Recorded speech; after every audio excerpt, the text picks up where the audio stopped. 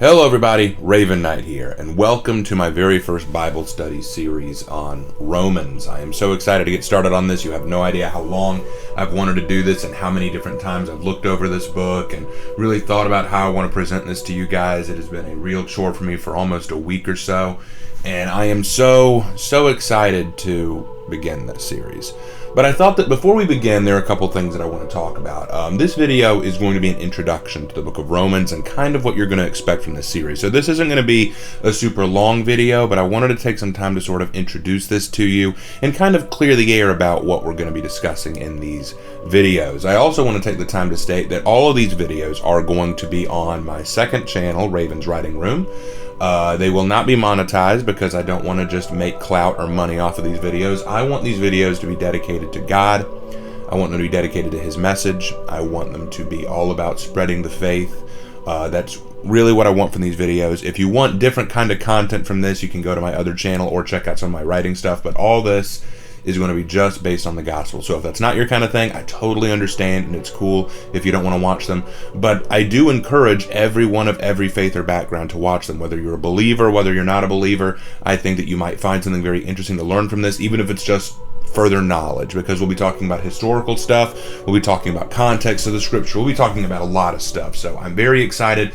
Again, I want to thank you so much for taking the time to click on this video and see what this is all about. So, what is this all about? What is the book of Romans? What is it? Where can you find it? All that fun stuff. Well, if you turn in the Bible to the New Testament, which starts with the book of Matthew, and you skip through Matthew, Mark, Luke, John, Acts, you will find Romans right after Acts.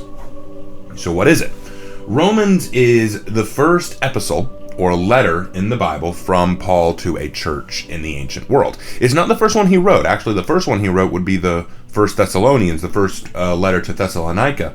But Romans is probably his largest and most famous letter, and there's a lot of context behind it. So let's talk about basically what's going on. Now, when it comes to the Church of Rome, we do not know who first brought the gospel to Rome.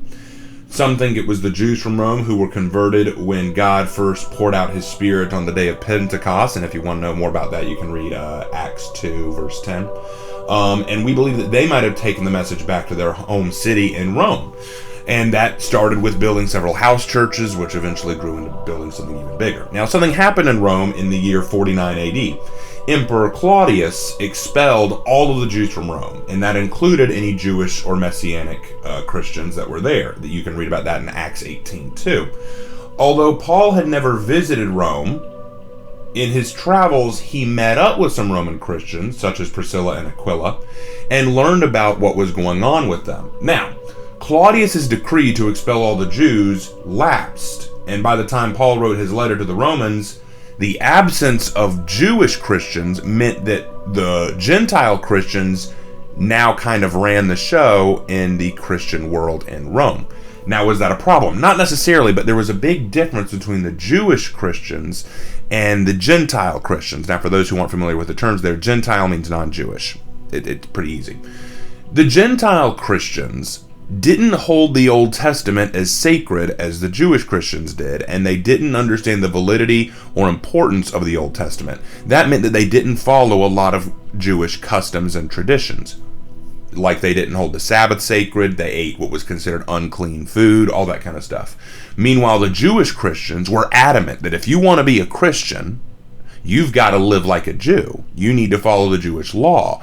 Because after all, Jesus was Jewish. You need to live like a Jewish person. Paul was very much in the opinion that these things did not matter. These traditions were not what was relevant. However, the conflict between the Gentile Christians and the Jewish Christians was a serious one, and he wanted to address it. So why did Paul write this letter? A couple things. First of all, the first thing he really wants to do in this letter, and you'll see it as we go through it, is he wants to lay out his belief, his theology, his gospel. He wants to lay out, essentially, what the gospel is. It's going to start by basically laying out the problems with the world. What is going on in the world? Why is there so much bad stuff? Why do all these bad things happen? What led to the downfall of mankind? Then it's going to follow that up by explaining the importance of Jesus Christ, the importance of His sacrifice, the importance of Him raising again from the dead, and then ascending into heaven.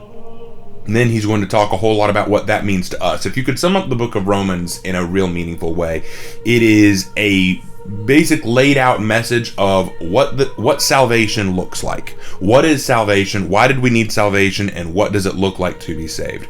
And I think when I was giving you guys the time to ask me, hey, what do you want me to talk about first in this series? A lot of people asked for Romans, and the more I thought about it, the more I realized this is actually perfect. Romans, in my opinion, is probably the best book of the Bible to start with if you're not sure about what it means to be saved. Because while I do think that John 3:16 and the book of John as a whole is a great book to start with when you're reading the Bible, when just starting as a Christian, I think that Romans is a very, very solid book to get started with. So, I am very excited to get started on this. Now, like I said, this video, we're not going to start on the book reading today. I just wanted to give you guys kind of an idea of what's going to happen. Now, I will give you guys a little bit of a warning. The book of Romans, particularly in chapter 1, covers some heavy topics. Chapters 1 and 2 will cover some heavy topics because what Paul is going to do is he's going to open up by talking about the nature of sin and the history of debauchery, wickedness, and evil. And he's going to talk about some things that I will go ahead and warn you now might make some of you uncomfortable. I want you to know that I'm going to do my best to make this as palatable as possible, but I'm not going to lie about anything. Everything that is in the book of the Bible, because I've got my Bible open right now looking over everything. Everything that's in the Bible is God's Word, poured out. And so God has a reason for putting it there. And so I'm going to do my best to be honest, but still, understandable as I go through this. I don't want people screaming hate at me for things that I may say or getting uncomfortable for things that I may say. I want to be as open, honest, and clear with this Bible study as I possibly can. Now, some of you may ask, okay, Raven, how frequently are you going to update this series? As frequently as I can. I'm aiming to update maybe once a week. Maybe even more frequently than that, maybe less frequently than that. It's going to depend on a lot of factors.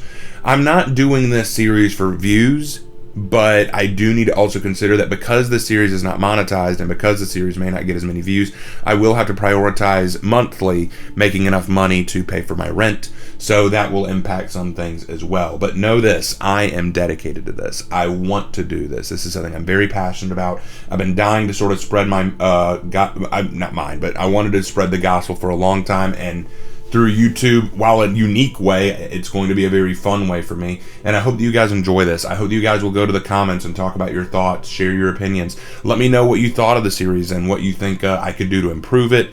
Let me know what you have learned from it. There's so much that I'd love to hear from you guys, so please don't be shy. Let me know what you think, and don't be strangers.